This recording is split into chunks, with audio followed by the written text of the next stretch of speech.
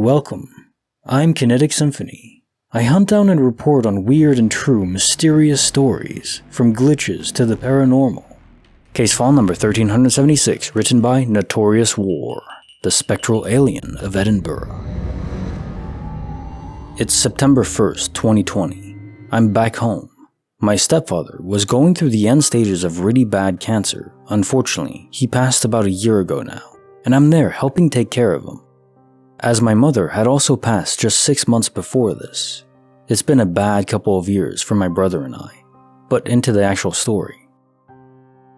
It's been a very long day for me. My father is fading fast, and his medications are providing little respite to him, and it just feels like there's little we can actually do to help.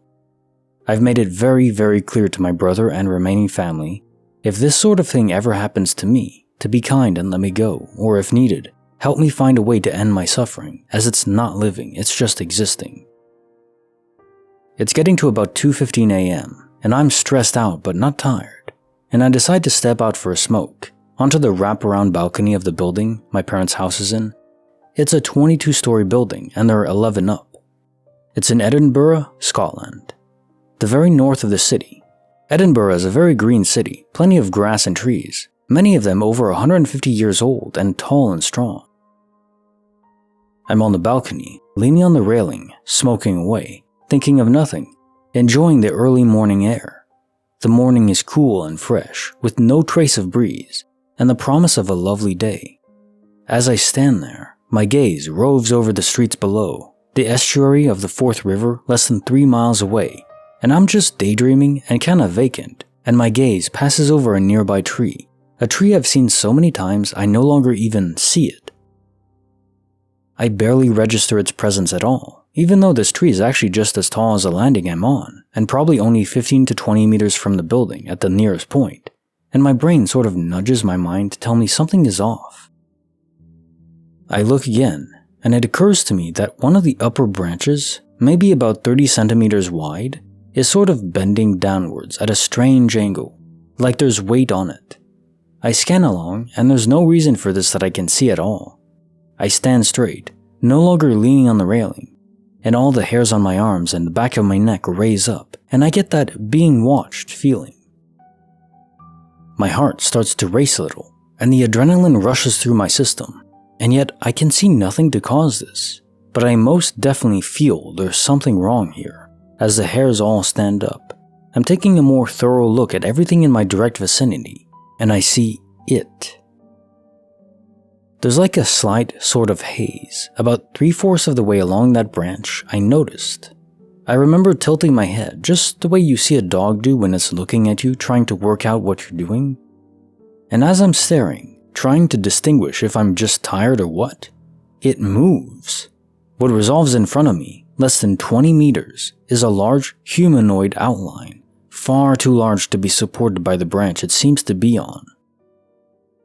I say to myself, what the frick? But I don't get to finish the thought, as I hear a sound and the thing goes from crouched to fully standing, and is well over 7 feet tall, and I'm 6'1" myself, so not short, and it's very easy to see this is very much bigger, not just taller, bigger in every way. It's still just outline and haze, but the noise it makes as it moves when it's realized it's been seen, I swear, is the exact sound you hear when you watch a Predator film. The long, drawn-out click, click, click in rapid succession. This thing takes 2 or 3 steps along the branch, parallel to the balcony I'm on, and then it simply steps off the branch and drops. I try to follow it as it descends, and as I lean forward and look down, I see a neighbor directly on the level below me, about 5 feet to the right, also watching this thing plummet. I lose sight of it about 15 to 20 feet from the ground, but as it hits, there's a thump, and dust and dirt billows from the impact. There's also a woman not too far from the point of impact, and she spins around surprised and shocked at the sound. By the time the dust and stuff is dissipating, there's no sign of whatever it was. But I'm still leaning over the railing, and ask the neighbor below if he just saw what I saw, and he confirms it. And I asked what did he specifically see, and he hesitated, and said it looked like a heat ripple in the shape of a human, but way bigger, but it was the noise that drew his attention initially. I stand there for maybe 25 minutes trying to see if there's any sign at all I can see, but there's nothing. The following day, I actually managed to speak to the woman below, as she was a local resident, and she said she saw nothing at all, just a huge thump and then dust spreading out. But she heard the clicking.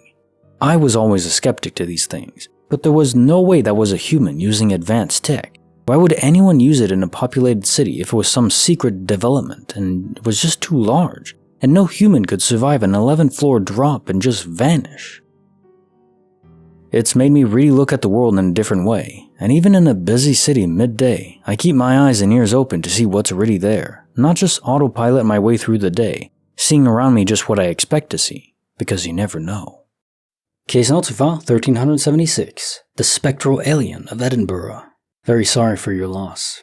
It's just terrible, especially the way he went out. I hope he wasn't in too much pain.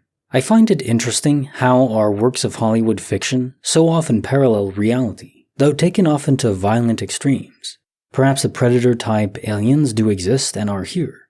The government, namely the CIA, is aware of this, and if you don't know, the CIA actually has a program where they write scripts for movies, and if you use a script, then they'll pay you, and they'll even give you access to various, military equipment, or let you film on a Navy ship or something like that.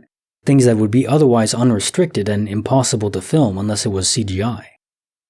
So that's a very tempting carrot, and of course, this allows them to control a certain narrative. Maybe this is all meant to be plausible deniability for what's already out there, at least closely related, is my guess. Maybe not entirely the same. And now time for the quote of the day. Anything that is in the world when you're born is normal and ordinary, and is just a natural part of the way the world works. Anything that's invented between when you're 15 and 35 is new and exciting and revolutionary, and you can probably get a career in it. Anything invented after you're 35 is against the natural order of things. Douglas Adams. Well, I'm 33 now, 33 and a half, so not too far from 35. I suppose any invention after 35 I have to curse in my angry old man voice. I'll try not to yell at the kids to keep off the lawn. I don't want to be that old guy. Like the video, subscribe, hit the bell. Kinetic Symphony signing off.